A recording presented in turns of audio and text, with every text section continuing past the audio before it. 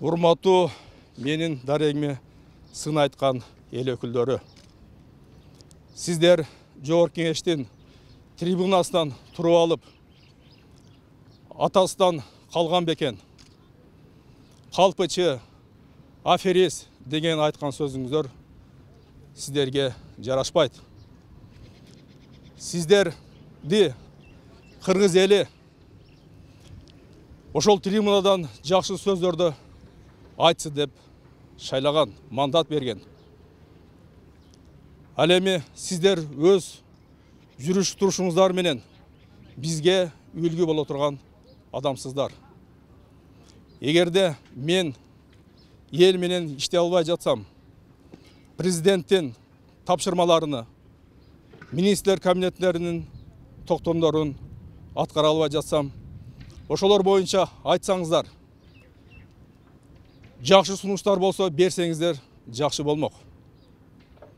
Мен ойлоп калдым, бул кайрылуудан кийин менин ордум бирөөгө керек болуп калган окшойт деп. Мен айтайын, мага чейин дагы көптөгөн кыргыздын чыгаан жигиттери, адамдар иштеп кеткен. Мени да бул жерге байлап берген эмес. Менден кийин дагы Кудай буйруса кыргыздын жакшы исандары иштейт деген ойдомун. Андан кийин кээ бир депутаттарыбыз элдин сүймөнчүгө айланып жаткан Балмак мырза, сиз дагы аткаруу бийлигинде иштегенсиз. Сиз айтып жатасыз, Өзгөндүн райондук соттун чечимини Кыргыз Республикасынын Ош облусундагы президенттин ыйгарым уктуу өкүлү аткарбай жатат деп.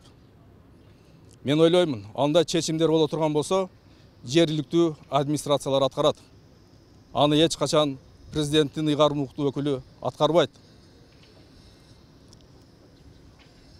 Андан кийин менин эжем Надира Нарматова мени аферист деп айтты. Бирок эже, мен сизди сыйлап урматтаймын.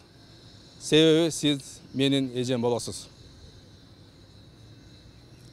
Биз мен урматтуу депутаттар деп кайрылганымдын себеби, мен да ошол Жогорку Кеңеште 3 созуктун депутаты болгонмун. Ошондуктан сиздерге урматтуу деп кайрылып жатамын. Сиздердин сөзүмдүн аягында, урматтуу депутаттар, келе жаткан мусулмандардын ыйык Рамазан айы менен чын дилимден куттуктаймын. Сиздерге Аллахым ыйман берсин, ден соолук берсин. Сиздер жакшы мыйзамдарды кыргыз эл үчүн жазган, тарыхта кала турган чыгаан депутаттардан болушуңуздарга мен тилектешмин. Эгерде бул сөздөрдү депутаттар айтпаганда, мен сөз түрдө чара колдонмокмун, сотко кайрылмакмын. Кол тийбестиги бар үчүн мен эми кайрыла албайм.